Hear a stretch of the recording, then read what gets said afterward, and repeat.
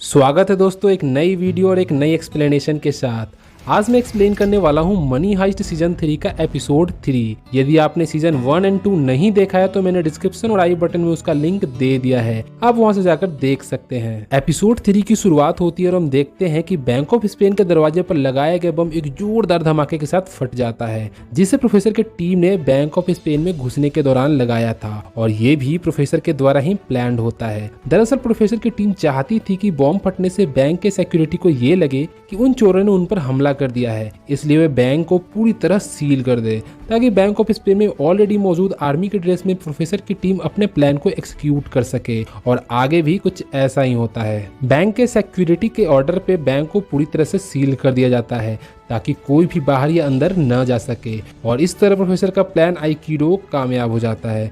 Bank पूरी तरह seal होते ही रेड प्रोटोकॉल शुरू हो जाता है। रेड प्रोटोकॉल यानी कोई भी 1 घंटे तक ना ही बैंक से बाहर जा सकता है और ना ही कोई बैंक के अंदर आ सकता है और इस तरह प्रोफेसर के टीम के पास 1 घंटे का समय होता है। इस 1 घंटे में उन्हें ऐसा काम करना है जो कि उस हाइस्ट का सबसे इम्पोर्टेंट पार्ट होता है और उनके प्लान का सेकंड स्टेज होता है। इसलिए Tokyo Nairobi bank of Spain के गवर्नर के ऑफिस में जाते हैं ताकि वे उसी 1 घंटे के अंदर गवर्नर को अपनी कस्टडी में ले सके।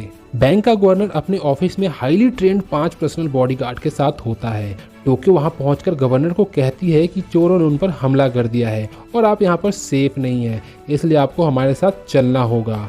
पर गवर्नर ये कहते हुए मना कर देता है कि वे तब तक यहाँ से नहीं जाएगा जब तक कि बैंक का एक भी आदमी यहाँ पर है। नैरोबी और टोक्यो समझ जाती है कि इस तरीके से गवर्नर यहाँ से उनके साथ नहीं जाने वाला है, इसलिए वो दूसरा तरीका ढूंढते हैं और अचानक नैरोबी गवर्नर पर बंदूक तान देती है और गवर्नर को अपने साथ चलने को कहती है। चूंकि गवर्नर के बॉडीगार्ड हाईली ट्रेंड थे और ऐसे सिचुएशन के लिए पहले से ही तैयार किए गए थे, इसलिए वे लोग टोक्यो और नैरोबी पर अपनी अपनी बंदूक तान कर गवर्नर को छोड़ने की बात कहते हैं, जिसके लिए टोक्यो और नैरोबी बिल्कुल तैयार नहीं थी। गवर्नर को लिफ्ट में ले जाने के दौरान गवर्नर नैरोबी और टोक्यो को चकमा देकर उनके हाथों से निकल जाता है और फिर गवर्नर के बॉडीगार्ड्स मौके का फायदा उठाकर उन पर गोलियां चलाता है, पर लिफ्ट का दरवाजा बंद हो जाने के कारण टोक्यो और नैरोबी किसी तरह बच जाती हैं। गवर्नर के बॉडीगार्ड सीढ़ियों से उनका पीछा करते हैं, पर तब तक प्रोफेसर की बाकी टीम भी वहां पहुंच जाती है और गवर्नर के बॉडीगार्ड को चारों तरफ से घेर लेती है। गवर्नर के बॉडीगार्ड में एक होता है गांडिया, जो कि बैंक ऑफ स्पेन के सिक्योरिटी का चीफ होता है। प्रोफेसर की टीम के द्वारा चारों तरफ से उन्हें घेरे जाने के बावजूद भी वो अपने आदमियों को बंदूकें नीचे रखने से मना कर देता है। फिर दोनों के बीच काफी गोलीबारी होती है। उस गोलीबारी में दोनों तरफ के लोग केवल घायल होते हैं क्योंकि सभी लोगों ने बुलेट प्रूफ जैकेट पहना होता है। उस गोलीबारी के दौरान पैलेर्मो के आंखों में चोट लग जाता है, जिससे वो एक आंख से टेम्परेरी ब्लाइंड हो जाता है। फिर प्रोफेसर की टीम उन सारे बॉडीगार्ड को हथकड़ियों से बांध देते हैं ताकि वे लोग अपने प्लान को परफेक्टली ऑपरेट कर सके। प्रोफेसर ये सब कुछ सीसीटीवी की हेल्प से देख रहा होता है और उस वक्त ही प्रोफेसर को समझ आ चुका था कि ये सिचुएशन रॉयल मिंट के सिचुएशन से बिल्कुल अलग थी, क्योंकि ये प्लान उसके दिमाग से नहीं आया था और उसके पास इसे अपना बनाने का टाइम भी नहीं था। थोड़ी ही देर में मैड्रिड पुलिस वहां पहुंच जाती है और बैंक ऑफ स्पेन को चारों तरफ से घेर लेती है। दूसरी तरफ हम देखते हैं कि बैंक ऑफ स्पेन के अंदर प्रोफेसर की टीम बाकी होस्टेजों को बैंक के हॉल के अंदर इकट्ठा करते हैं और सभी के मोबाइल फोन्स को अपने कस्टडी में ले लेते हैं। फिर बुगोटा होस्टेजों में से 4 आदमियों को चुनता है ताकि उनके काम में वे लोग उनकी मदद कर सके, पर बाद में हमें पता चलता है कि वे चारों होस्टेज भी प्रोफेसर के टीम में से एक थे। दरअसल प्रोफेसर अपने कुछ आदमियों को होस्टेज बनाकर बैंक के अंदर इसलिए भेजा था ताकि वे लोग होस्टेजों के बीच होने वाले हलचल को भाप सके और उसकी इन्फॉर्मेशन अपनी टीम को समय रहते दे सके।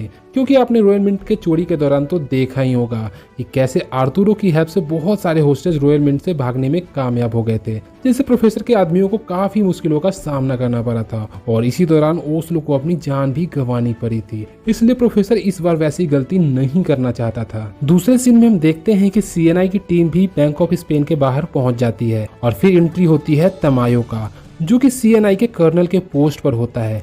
दरअसल कर्नल प्रियतो की तबीयत खराब होने के कारण ही कर्नल तमायो को इन्वेस्टिगेट करने के लिए रखा गया था। प्रियतो तमायो से एलिसिया सियारा के बारे में बात करता है। वह कहता है कि इंस्पेक्टर एलिसिया सियारा को इस केस को हैंडल करने के लिए बुलाया जाए, क्योंकि सिर्फ अब वही एक है जो प्रोफेसर के प्लान को फेल कर सकती है। इंस्पेक्टर एलिसिया सियारा, जो कि इनह्यूमन नेचर की औरत होती है, जिसे रियो को टॉर्चर करने के लिए रखा गया था। कर्नल तमायो एलिसिया सियारा से कॉल पर रियो को साथ लाने की बात कहता है। दूसरी तरफ हम देखते हैं कि बोगोटा और नेर्वी अपने उसी 4 साथियों के साथ बैंक ऑफ स्पेन के तहखाने में जाते हैं, जहां पर 14 टन सोने से भरा वो हाईली सिक्योर्ड लॉकर होता है।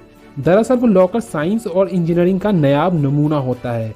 वो लॉकर को इस तरह बनाया गया था कि अगर उसके दरवाजे को किसी ने खोलना या तोड़ना चाहा तो उस लॉकर के अंदर बनाए गए अंडरग्राउंड टनल के द्वारा उस पूरे तहखाने में पानी भर जाए और सारे लोग वहीं डूबकर मर जाएं।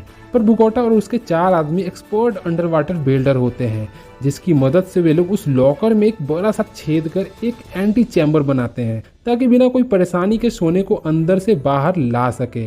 उस एंटी चैम्बर जब नैरोबी अंदर पहुंचती है तो वहाँ बहुत सारे सोने को देख उसकी आंखें चमकने लगती है। बैग में कुछ सोने को डालकर वो लॉकर से बाहर लाती है और वहाँ मौजूद सारे लोग उस सोने से खेलने लगते हैं, क्योंकि आज तक किसी ने भी इतना सारा सोना नहीं देखा था। और इसी के साथ मनी हाइस्ट सीजन 3 का एपिसोड 3 यहीं खत्म होता है। आगे एलिसिया सियारा किस तरह प्रोफेसर को रोक पाती है, ये आपको अगले एपिसोड में जानने को मिलेगा। और यदि आपने पहले के सीजन को नहीं देखा है तो मैंने डिस्क्रिप्शन और आई बटन में उसका लिंक दे दिया है, आप वहां से जाकर देख सकते हैं। यदि वीडियो अच्छी लगी हो तो वीडियो को लाइक कर चैनल को सब्सक्राइब करना, और यदि कोई सजेशन हो तो कमेंट में जरूर बताना, ताकि मैं आपके लिए और भी बेहतर वीडियो और एक्सप्लेनेशन ला सकूं। तो दोस्तों, मिलते हैं एक नई वीडियो और एक नई एक्सप्लेनेशन के साथ। Till then take care and bye bye.